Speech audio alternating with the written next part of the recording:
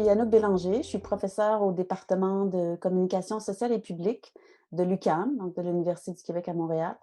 Alors, je m'appelle Françoise Paquin-Segui et je suis professeure à Sciences Po à Lyon,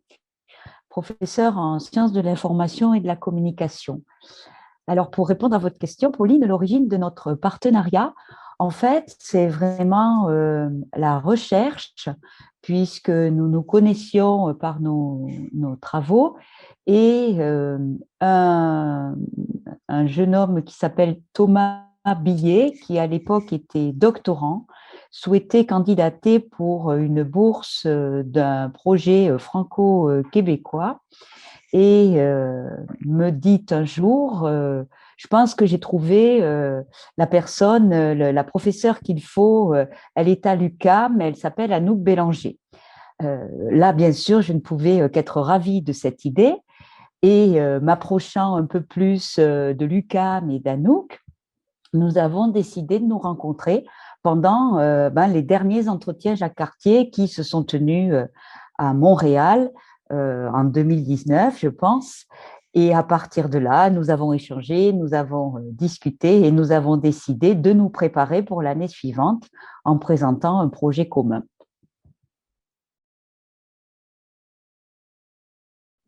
Oui, alors, dans notre équipe de chercheurs avec qui nous avons conçu, pensé, développé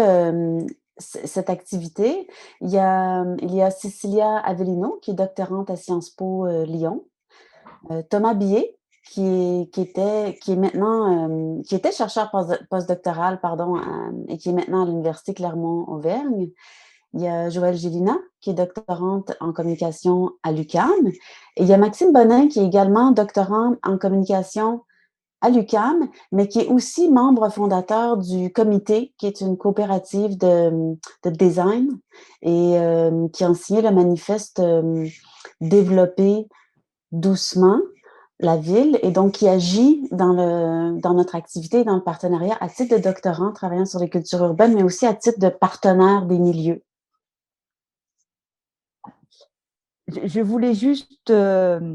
compléter en disant que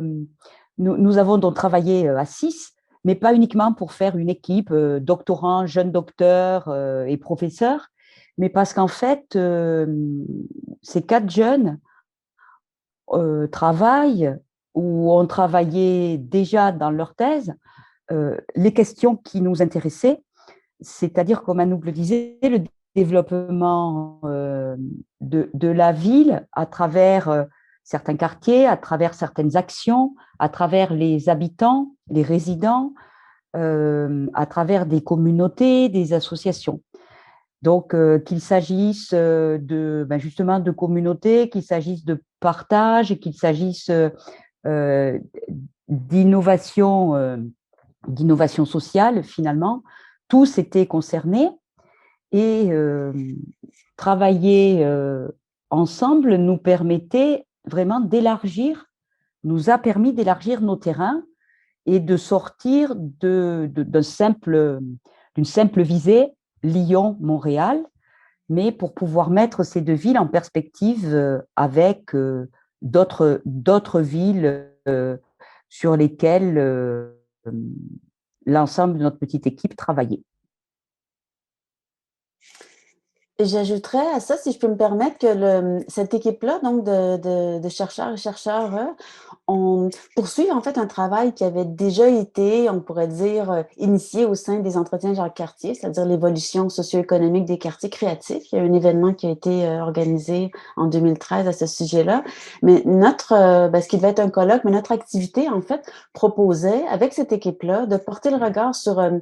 plutôt l'évolution communautaire et citoyenne de ces quartiers-là. Donc, à partir des milieux qui constituent le Mylène à Montréal, Confluence à Lyon et d'autres quartiers, de voir comment ces lieux clés-là et leur effervescence culturelle spécifique invitent à l'inclusivité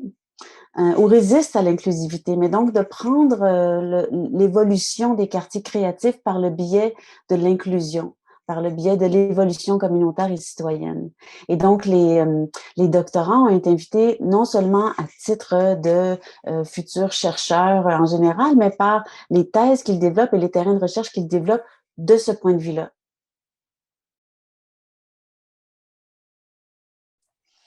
Alors, ce que nous avons décidé de proposer comme activité, c'est une classe de maître qui s'est organisée en 3 parties. Donc, la séance s'ouvrait sur une première partie où nous présentions la problématique de la ville créative et des enjeux liés à l'inclusivité à partir de 2 quartiers créatifs, le quartier Confluence à Lyon et le quartier du Myland à Montréal. Ces parties-là ont été menées par Cecilia Avellino et Joël Gélina qui terminent chacune leur thèse de doctorat sur le sujet et qui ont fait des recherches ou participé à des recherches sur ce sujet-là. Nous avons pris soin dans cette première partie-là de développer un appui visuel et des éléments factuels pour pouvoir vraiment mettre les participants et participantes dans le bain, si on peut dire, de ce qui se développe dans ces quartiers-là, pour en faire un peu comme, pas des études, des cas à l'étude, en fait, des sujets qu'on pouvait discuter à partir d'une documentation ou de portraits visuels, dynamiques, actuels, etc. Une deuxième partie s'est ensuite organisée au départ, c'est-à-dire qu'au départ, la deuxième partie devait s'organiser à partir d'ateliers parallèles. Finalement, ce que nous avons fait, c'est que nous avons mené un groupe de discussion thématique. Nous travaillons à partir de 2 discussions thématiques, 2 enjeux qui nous semblaient les plus prégnants, soit le design d'espace dans les quartiers créatifs et aussi la gouvernance et la participation.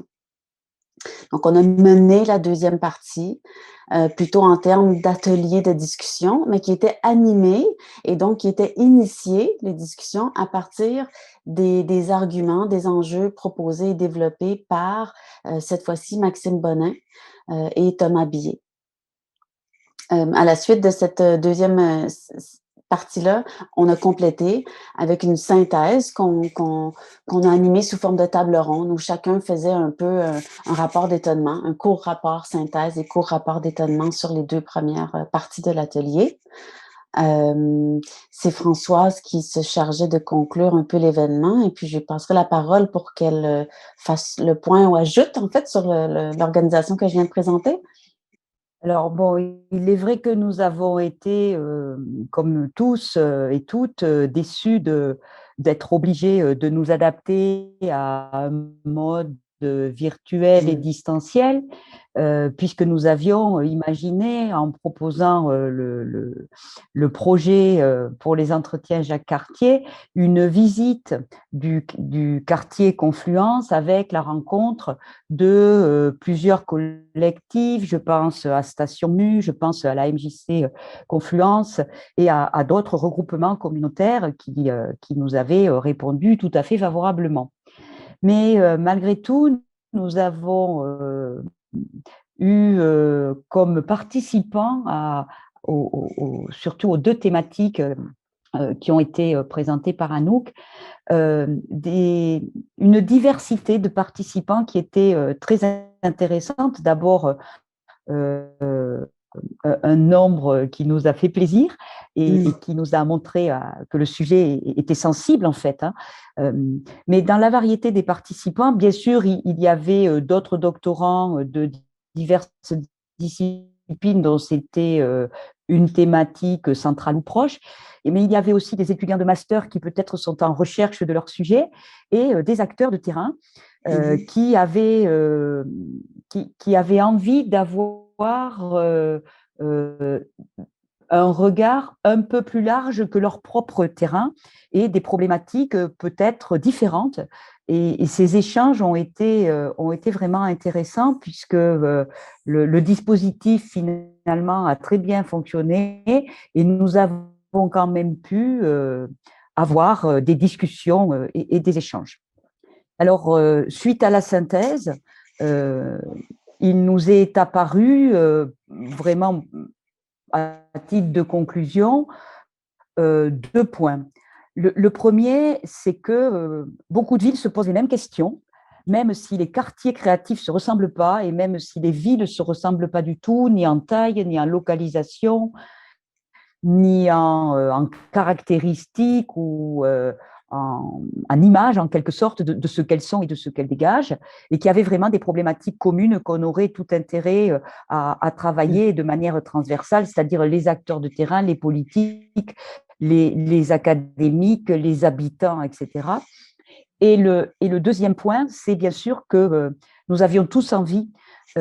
avec certains participants qui peut-être nous rejoindraient, d'aller plus loin ou d'aller ailleurs dans la vastitude du sujet